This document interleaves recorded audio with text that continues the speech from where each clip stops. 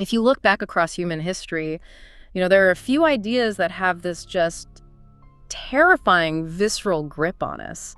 And one of the biggest is the idea of demonic possession. Oh, absolutely. It's a phenomenon that it's crossed every cultural line. You see it in art, in literature, and of course in films that just tap right into our deepest fears. Right. But what happens when you take that spiritual terror, that feeling of some evil force taking over, and you hold it up to the sharp, unforgiving lens of clinical science? Well, that's the mission. That is our mission today. We're doing a deep dive into the sources you shared with us, looking at these supposed cases of possession, and really pulling out what they tell us about the extreme limits of the human mind. And we can probably define the main finding right at the top, based on all the research. When you look at symptoms that mimic possession, when we're talking about dramatic personality shifts, memory loss, self-harm, the underlying clinical cause is almost always identified as dissociative identity disorder, or D-Day. The condition most people used to know as multiple personality disorder. So we're basically swapping out the occult for, the objective reality of neurology and trauma. And there's one tragic case that really anchors this whole discussion, the one that injected this horror into modern pop culture. The inspiration for the exorcism of Emily Rose. I'm talking about the story of Anneliese Michel. Okay, let's unpack this. So Anneliese Michel's story, her descent really, began in her late teens. And the symptoms that are documented give us this chilling but really crucial window into how an illness can be misinterpreted. it wasn't just moodiness or anything like that. We're talking profound, physically agonizing symptoms. Her behavior just escalated so quickly. Strange trances, hallucinations. Right, both visual and auditory. She was seeing what she called devilish faces, and she had this paralyzing conviction that she was damned. And the sources get into these really specific, disturbing acts. They do. She would engage in these periods of obsessive kneeling, sometimes hundreds of times a day. To the point where she ruptured the ligaments in her knees. Yeah. And then there were the truly bizarre behaviors. Eating insects, chewing on coal, licking her own urine off the floor. And for her family, who were deeply, deeply religious. This wasn't a girl needing a psychiatrist. This was a soul being fought over. And that religious interpretation changed everything. Everything. Instead of getting the neurological and psychiatric care she so desperately needed, her parents, the church, they saw it all through the lens of spiritual warfare. They believed she was possessed by 6 distinct entities. Demons. Yeah. And the names they recorded. Ich will Schüler für die anderen Leute, damit die nicht mehr kommen und so. Nein, wir kürzen. Mal wir kürzen. Oh, so down every line. Ruhe gibt nur da oben. Die müssen in eigenen Seminaren ausgebildet werden, die dürfen nicht auf die anderen. Ich hab mein Bruder geschlagen. Die Trübe bleibst du variieren. Die verdammte Ruhe. It's just sobering. Shows you the sheer cultural weight they put on her suffering. The sources list names like Cain, Judas Iscariot, Nero. And even Adolf Hitler, all supposedly led by Lucifer himself. So this isn't just, a simple belief in a devil. It's a complex, almost geopolitical map of evil manifesting in one young woman. And the outcome, well, when you replace medicine with that kind of superstition, it's devastating. Anneliese was subjected to 67 exorcisms. 67. Over 10 months. A process that involved immense physical exertion and fasting. And she died, not from a demon, but from pure physical collapse. That's the tragic, undeniable fact. Her official cause of death was acute dehydration and starvation. And when the legal system got involved, the court agreed. The failure to provide medical care was criminal. Her parents and the 2 priests involved were all convicted of negligent homicide. Which set this huge legal precedent, right, about the line between religious freedom and medical responsibility. It did. But here's the thing. If you look at her medical history, the professional diagnoses were already there. They were just ignored in the middle of all the exorcism. Totally ignored.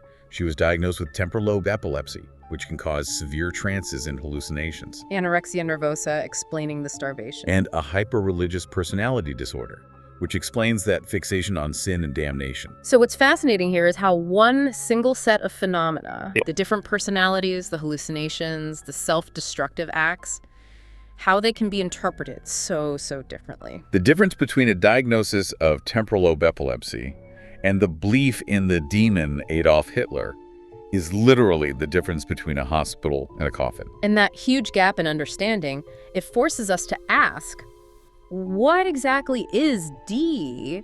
And how does this clinical reality create such a convincing simulation of possession? Okay, let's get clinical for a minute. We hear the term DID, but the mechanics of it are really complex. So it's defined as a chronic mental illness, right? Where the different identities that make up a person sort of dissociate, they split apart. They split into different, often fully formed and autonomous personalities. And those are the alters.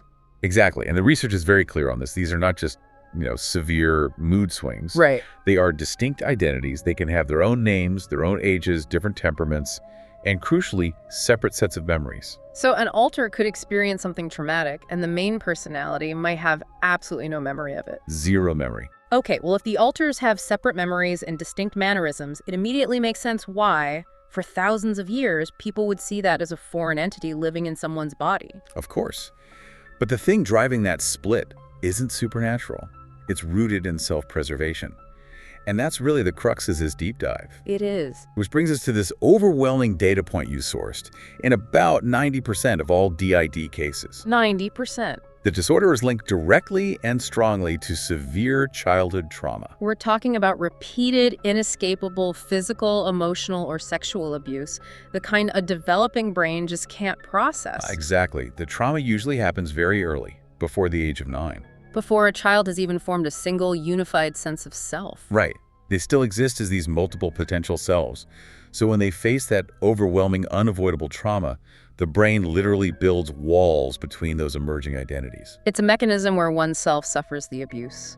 And another self, the core personality, is hidden away, completely ignorant of the pain. It's survival through psychological compartmentalization. So the dissociation is fundamentally an immediate, desperate coping mechanism. Yes.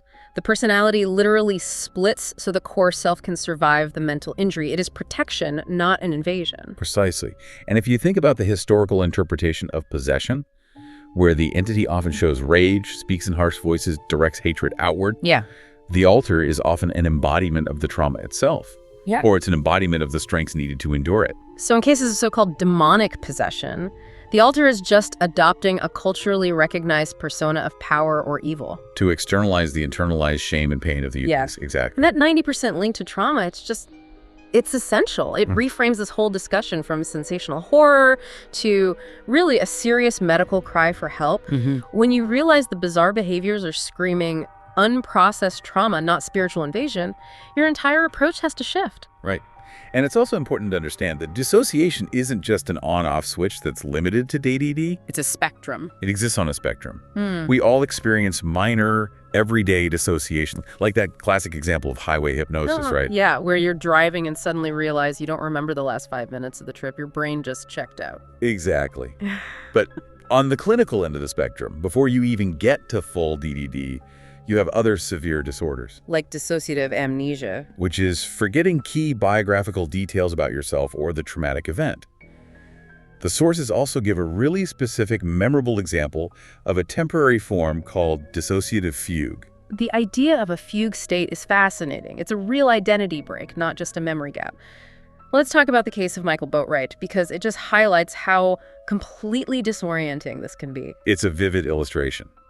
He was found after fainting, just profoundly confused about his past. No memory of his identity, his job, his family, nothing. And the most striking detail was that he started speaking Swedish, a language he hadn't really used in years. Wow. A dissociative fugue is defined by this kind of purposeful wandering combined with amnesia about who you are. The brain essentially says, I'm out, and packs up to move somewhere else, psychologically and sometimes physically. Because the stress just became too much to handle. It became unbearable. And that disorientation about who you are, it's the core symptom. And it reminds you that identity itself is just incredibly complex. It is. The source material breaks it down into 3 components. First, there's the person you actually are. Okay. Second, the person you feel you are, your self-image.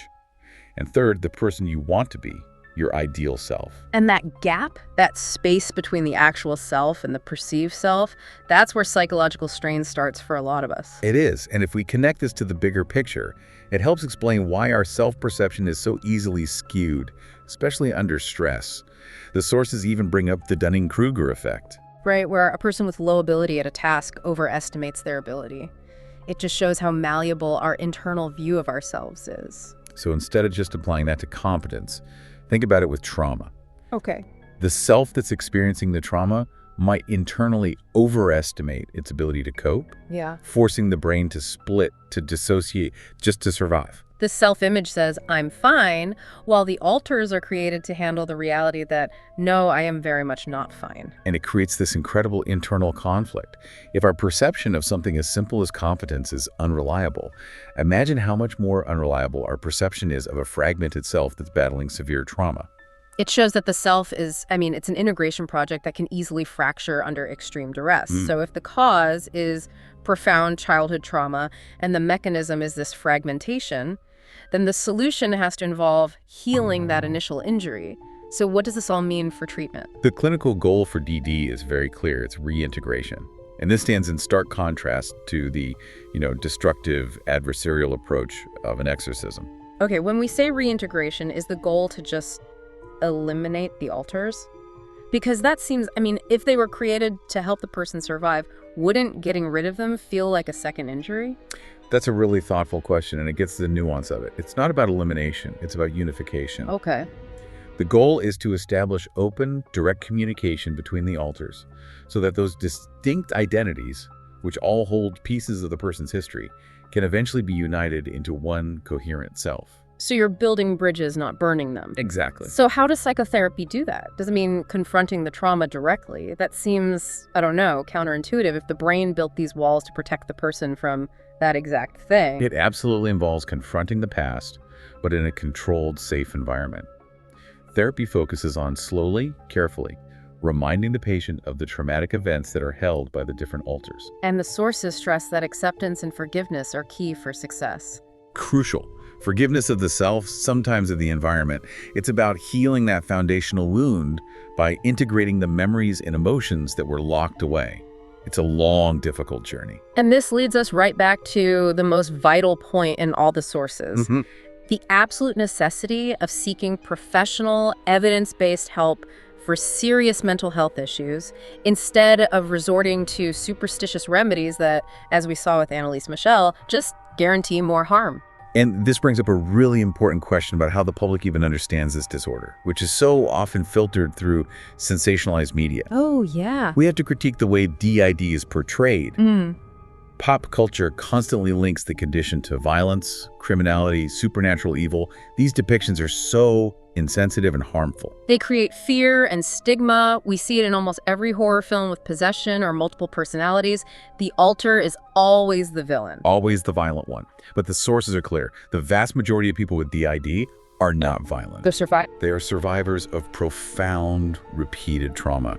And their complexity is just tragically misunderstood by these dramatic narratives that want to profit from fear instead of offering compassion for a serious trauma-based injury. That is such a critical distinction. So we've completed this deep dive. We've moved from the tragic spectacle of Anneliese Michel's final months to a really robust scientific understanding of how profound trauma can shatter a personality and mimic spiritual affliction. Right. The evidence points away from the demon and directly toward the damage done to the child. Yes, and that is the final provocative idea we want to leave you with. Just reflect on the profound implication of that 90% trauma link.